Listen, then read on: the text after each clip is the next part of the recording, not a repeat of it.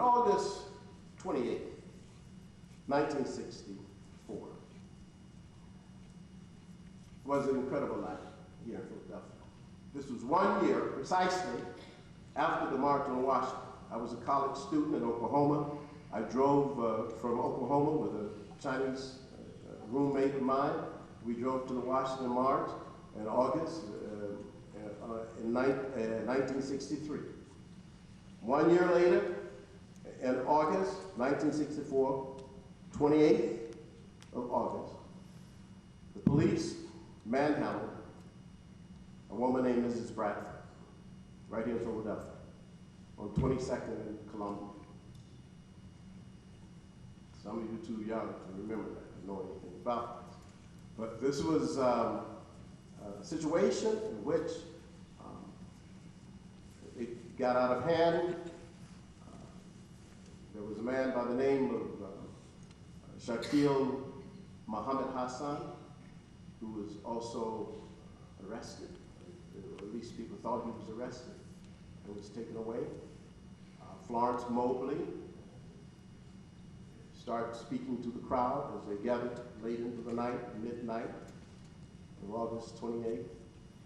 And then Raymond Hall got up, started talking to the people about police brutality. And before you knew it, there was an uprising in Philadelphia. A whole street that we call Cecil B. burned down. Burned down the street. Ridge Avenue, some parts of Ridge burned. This was the Philadelphia version of what would take place later the next year.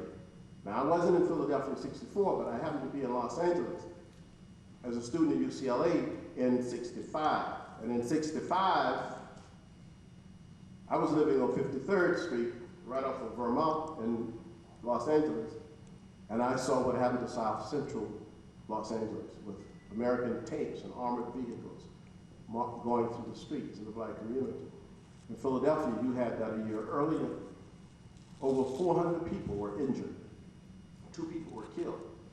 Now, when that happened, there's an interesting thing here in Philadelphia. I mean, this is the rise of Rizzo. This is the whole notion of how Rizzo rises in the public imagination. They had a chief of police at that time, I think his name was Leary, who had actually been sort of an academic type. But then Rizzo comes in, and you have a big standoff between the African American community and the police in the city. And then, of course, there is the most incredible thing, and I always say that it seems that history gives us the people we need at the right moment. The street, Columbia, is now called Cecil B. Moore. Who is Cecil B. Moore? Why do we name the street Cecil B. Moore? We go up and down Cecil B. Moore, but look at this. He was a student at Temple. He got his law degree from Temple at night, became an attorney, and then became the nightmare for the white establishment in Philadelphia. As the president of the NAACP, I mean, he was the most anti-establishment president the NAACP has ever seen, I'm sure.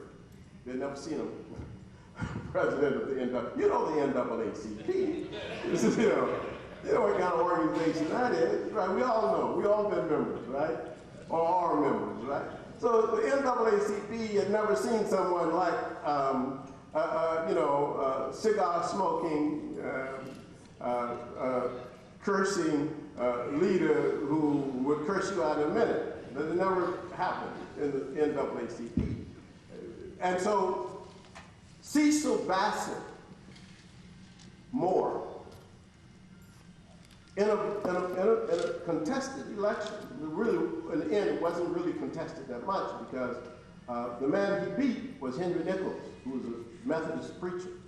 And Henry Nichols, I'll tell you an interesting story about Henry Nichols later on, but Henry Nichols had run, and he was beat in the election by 5-1 by Cecil Moore. And what Cecil Moore did along with, I guess, the lawyer's lawyer, Charles Bowser, and other individuals, they began a campaign to attack every vestige of discrimination in the city of Philadelphia.